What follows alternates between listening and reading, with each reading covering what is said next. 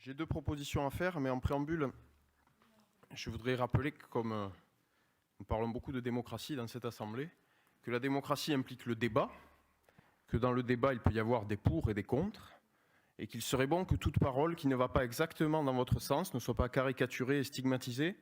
La démocratie, c'est la diversité des opinions, et je pense que vous feriez bien de vous en rappeler. Maintenant, je voudrais passer à mes deux propositions concernant ces subventions, à nos deux propositions. La première, elle va dans le sens de ce qui a déjà été dit par mes collègues concernant la politique sociale. Nous sommes dans un contexte d'inflation et de pauvreté grandissante, un contexte dans lequel la solidarité de la collectivité avec les plus démunis d'entre nous est vitale. Nous avons proposé l'augmentation du budget de la subvention attribuée au CCAS. Nous pensons également qu'une priorité, dans le contexte actuel, doit être donnée aux associations de solidarité. Or, comme pour le CCAS, les subventions qui sont accordées, par exemple au Secours populaire ou au Secours catholique, n'augmentent pas. Pourtant, ces associations de solidarité font face, on l'a dit, à une explosion des besoins et ont de plus en plus de mal à faire face à l'augmentation des bénéficiaires. C'est pourquoi il nous paraît juste que notre commune les soutienne davantage dans ce contexte-là. Voilà, ça c'est la première proposition que je voulais faire, que nous voulions faire. La deuxième proposition, elle concerne l'attribution des subventions et donc la question des critères d'attribution. C'est une question qui a déjà été débattue ici et qui nous paraît très importante. C'est une question qui est d'autant plus cruciale à Albi depuis que vous avez décidé, de manière arbitraire et opaque, de la suppression des subventions à la MJC cette année. Madame Pujol parlait tout à l'heure de coupe sombre. Je crois qu'à Albi, cette année, chacun aura fait l'expérience de ce que ça peut être une coupe sombre, et en particulier l'équipe de la MJC. Donc cette question des critères d'attribution de subventions, c'est une question de transparence, c'est une question de démocratie. En commission, nous en avons discuté à propos de sport. Nous avons commencé à identifier certains critères, par exemple le nombre de licenciés ou les performances réalisées, les montées et descentes dans les divisions supérieures ou inférieures. Ce que nous disons, c'est que notre commune a besoin de critères objectifs et connus de tous, dans tous les domaines.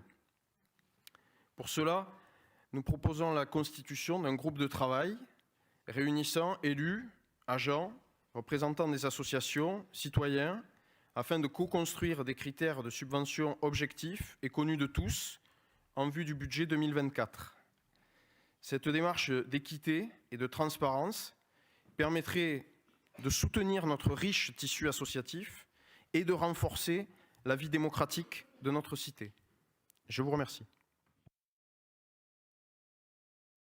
Monsieur Tonissello, dans votre intervention, sincèrement, il n'y a rien de nouveau. Votre intervention ressemble comme une goutte d'eau à vos précédentes. Donc, il faut quelquefois se renouveler. S'agissant d'un groupe de travail, je crois qu'il est de la responsabilité des élus, effectivement, d'établir ce genre de critères. Et puis, vous savez, quand vous évoquez le mot groupe de travail, je ne voudrais pas y voir derrière le mot de collectif. Parce que derrière chaque groupe de travail se cache un collectif. Et s'il faut créer un collectif pour des critères, alors là, vous ne me trouverez pas, effectivement. Peut-être, Monsieur Franck, que si nous revenons sur ce sujet régulièrement, c'est que, en guise de réponse, nous avons systématiquement les mêmes pirouettes qui n'apportent pas grand-chose au débat. Nous aimerions enfin connaître ces critères, qu'ils soient rendus publics et que chaque Albigeois puisse se faire une idée par lui-même. Nous continuerons de porter cette question tant que cette réponse ne sera pas apportée. Nous continuerons à avancer avec des critères qui sont ce qu'ils sont, qui sont dans la grande majorité très objectifs, des critères qui finalement sont ceux qui correspondent aux attentes de notre tissu associatif.